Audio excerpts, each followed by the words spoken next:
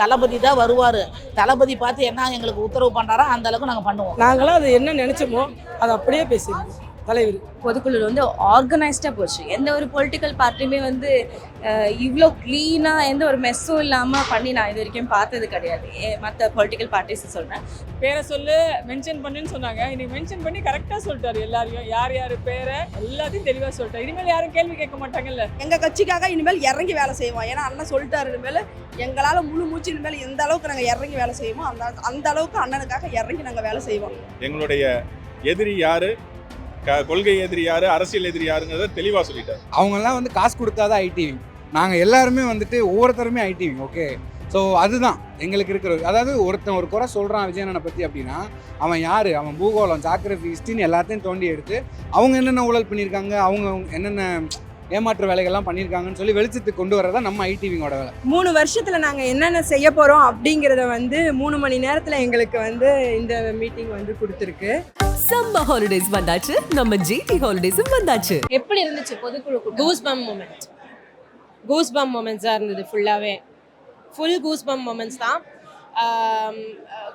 அவர் தலைவர் பேசினது மட்டும் இல்லை, தளபதி பேசினது மட்டும் இல்லாமல் லைக் என்ன சொல்கிறது, கட்சியில் இருக்கக்கூடிய ஒருத்தர் பேசும்போதும் வந்து ஒருத்தருக்குள்ளேயும் அந்த ஒரு அரசியல்ன்றதை தாண்டி மக்கள் பணி எவ்வளோ பண்ணணுன்றதுல வந்து ஈச் அண்ட் எவ்ரி ஒன் வந்து ரொம்ப ரொம்ப கான்ஷியஸாக இருக்காங்க. It is not just because of politics இல்லை வேறு ஏதாவதுன்றதை தாண்டி மக்கள் அப்படின்றதுல வந்து ரொம்ப ரொம்ப தெளிவாக இருக்காங்கன்றது ஒருத்தரோட வார்த்தையிலையும் தெரிஞ்சது, செயல்லையும் தெரிஞ்சது. ஆக்சுவலாக அடுத்த 2026 நாங்கள் தளபதி ஆட்சி தான் நாங்கள் வருவோம். தளபதி தான் வருவார். தளபதி பார்த்து என்ன எங்களுக்கு உத்தரவு பண்ணுறாரோ அந்த அளவுக்கு நாங்கள் பண்ணுவோம். தளபதி வெறி. நாங்கள் சின்ன பிள்ளையில இருந்தே தளபதி தான் உயிர் எங்களுக்கு. அதனால் இப்போ திடீர்னு தான் நாங்கள் அரசியலுக்கு வந்தோடனே எங்களுக்கு போஸ்டிங் போட்டாங்க. நாங்கள் அந்த அளவுக்கு உழைச்சோம், செஞ்சோம். அந்த மாதிரி தளபதி நாங்கள் பார்ப்போன்னு கனவு கூட கண்டது கிடையாது. நான் என் ஆசையை நிறைவேறிடுச்சு. நாங்களாம் அது என்ன நினச்சோமோ அதை அப்படியே பேசிடுவோம். தலைவர் பொதுக்குழு வந்து ஆர்கனைஸ்டாக போச்சு. எந்த ஒரு பொலிட்டிக்கல் பார்ட்டியுமே வந்து இவ்வளோ க்ளீனாக எந்த ஒரு மெஸ்ஸும் இல்லாமல் பண்ணி நான் இது வரைக்கும் பார்த்தது கிடையாது. மற்ற பொலிட்டிக்கல் பார்ட்டிஸ் சொல்கிறேன். ஸோ அந்த வகையில் பார்த்தோன்னா வந்து ரொம்ப க்ளீனாக வந்து ஃபஸ்ட்டு ஸ்டார்டிங்லேருந்து எண்டு வரைக்கும் வந்து எல்லாம் ஆர்கனைஸ்டாக போச்சு. அது மட்டும் இல்லாமல் நிறைய லேடிஸ் வந்து அவங்க குழந்தைங்களை வந்து கூட்டிகிட்டு வந்திருந்தாங்க. ஸோ அந்த மாதிரி வந்து ஒரு சேஃபான ஒரு ஃபீல் வந்து இந்த ஒரு மீட்டிங் கொடுத்துருக்குன்னு தான் சொல்லணும். தலைவர் சும்மா தெறிக்க விட்டாரு. எல்லாரையும் பேரை சொல்லு மென்ஷன் பண்ணுன்னு சொன்னாங்க. இன்னைக்கு மென்ஷன் பண்ணி கரெக்டாக சொல்லிட்டாரு. எல்லாரையும் யார் பேரை எல்லாத்தையும் தெளிவாக சொல்லிட்டாரு. இனிமேல் யாரும் கேள்வி கேட்க மாட்டாங்கல்ல. செம்மையாக போச்சுங்க. நாங்கள் இதை வந்து எதிர்பார்க்கவே இல்லை. தளபதி அண்ணா எதிர்க்கட்சி பேசும்போது அண்ணா ஃபுல்லாக தெறிக்க விட்டுட்டாரு. எங்கள் கட்சிக்காக இனிமேல் இறங்கி வேலை செய்வோம். ஏன்னா அண்ணன் சொல்லிட்டாரு, இனிமேல் எங்களால் முழு மூச்சு இனிமேல் எந்த அளவுக்கு நாங்கள் இறங்கி வேலை செய்வோமோ அந்த அளவுக்கு அண்ணனுக்காக இறங்கி நாங்கள் வேலை செய்வோம். இன்னைக்கு இத்தனை பெண்களை பார்க்க முடியுது. சேஃபாக வந்துட்டு போனீங்களா? கண்டிப்பாங்க. அங்கேருந்து நான் சேலத்துலேருந்து தான் வரேன். நான் சேலம் மத்திய மாவட்டம் செயற்குழு உறுப்பினராக நான் இருக்கேன்.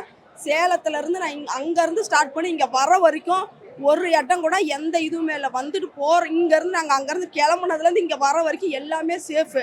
நாங்கள் இதோட 2வது வாட்டி நாங்கள் வரோம் இந்த இடத்துக்கு.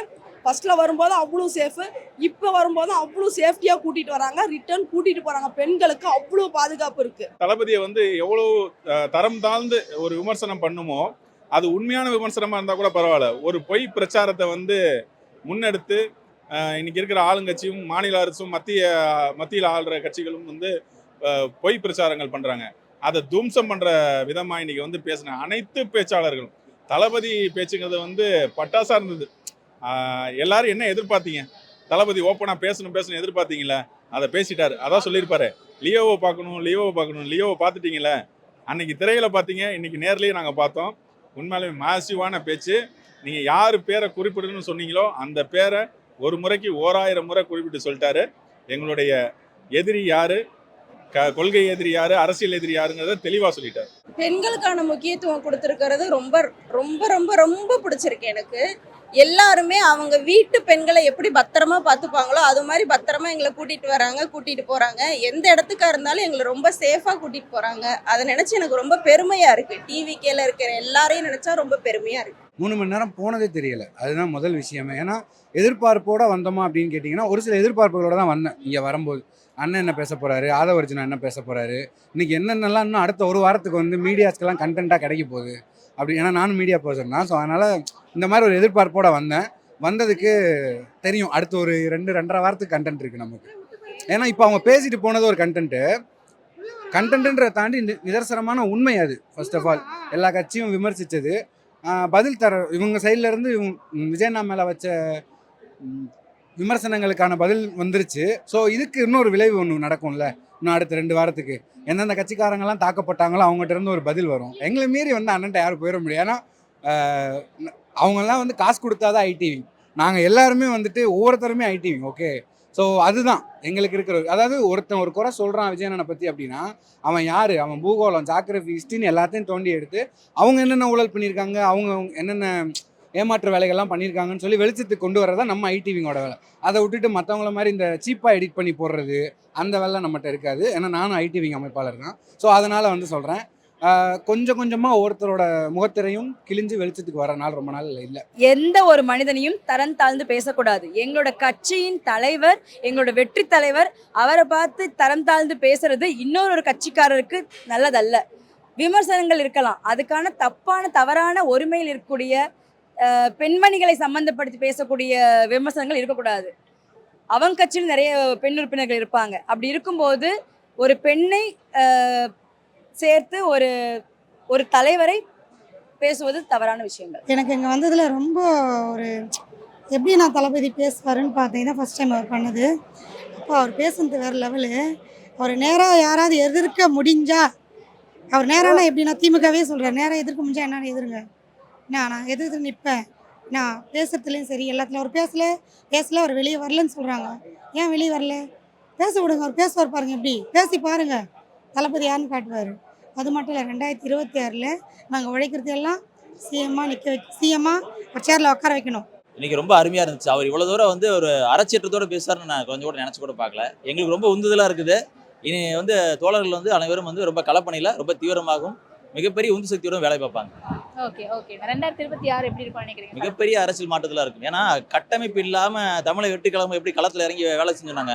இன்றைக்கி வந்து எங்களுடைய பொதுச் செயலர் வந்து தெளிவான அறிக்கை கொடுத்துருக்காரு. 72,000 பூத்துக்கு 70,000 சம்திங் பூத்துக்கு 52,000 பூத்து எல்லாம் ஃபில் பண்ணியாச்சுன்னு சொல்லி அறிவு கொடுத்துருக்காரு. அப்போ எங்களுடைய கட்டமைப்பு 75% முடிந்து விட்டது. இன்னும் மீதி 20% முடிச்சிட்டோம்னா எங்களுடைய பயணம் என்பது மிக எளிதாயிரும். அடுத்த பூத் கமிட்டி மாநாடு, வாக்காளர் சரிபார்ப்பு, இதெல்லாம் களத்தில் இறங்கி பார்த்தோம்னாலே ஆளுங்கட்சிக்கு மிகப்பெரிய அச்சுறுத்தலாக இருக்கும். 3 மணி நேரங்கிறது வந்து எங்களுக்கு ஒரு 3 வருஷத்தில் நாங்கள் என்னென்ன செய்ய போகிறோம் அப்படிங்கிறத வந்து 3 மணி நேரத்தில் எங்களுக்கு வந்து இந்த மீட்டிங் வந்து கொடுத்துருக்கு. நாட்டில் வந்து எவ்வளவோ பிரச்சனைகள் இருக்குது, எல்லா பிரச்சனைகளை பற்றியும் விவாதிச்சோங்க. ஸோ எல்லாத்த பற்றியும் நிறைய தீர்மானங்கள் இயற்றப்பட்டிருக்கு. மக்களுக்கு வந்து ஒரு நல்ல ஆட்சி கொடுக்கணும்னு எங்கள் அண்ணன் வராங்க. ஸோ அதுக்கு வந்து தமிழ்நாட்டு மக்கள் வந்து வரவேற்று நல்லபடியாக ஒரு ஆட்சி அமையறதுக்கு வழி தர மாதிரி கேட்டுக்கிறேன். எலெக்ஷனுக்காக ரொம்ப ஈகராக வெயிட் பண்ணிட்டு இருக்கோம். அண்ட் ஒருத்தரும் வந்து இறங்கி வேலை செய்யணுன்றதை அவர் வாயால் சொன்னார். ஒரு தொண்டரும் வந்து நீங்கள் வந்து இறங்கி மக்கள்கிட்ட போய் நீங்கள் அவங்க பிரச்சனை என்னன்றதை கேட்டு நீங்கள் வேலை செய்யுங்க அப்படின்றதெல்லாம் எந்த தலைவர் சொல்வாருன்றது எனக்கு தெரியல. இன்றைக்கி நான் உட்கார்ந்ததில் வந்து I was like extremely happy that இந்த மாதிரி இந்த நேரம் வந்து கரெக்டாக செலவிடப்பட்டிருக்கு அப்படின்றது ரொம்ப சந்தோஷமாக இருக்குது. சம்மர் ஹாலிடேஸ் வந்தாச்சு, நம்ம ஜிடி ஹாலிடேஸும் வந்தாச்சு.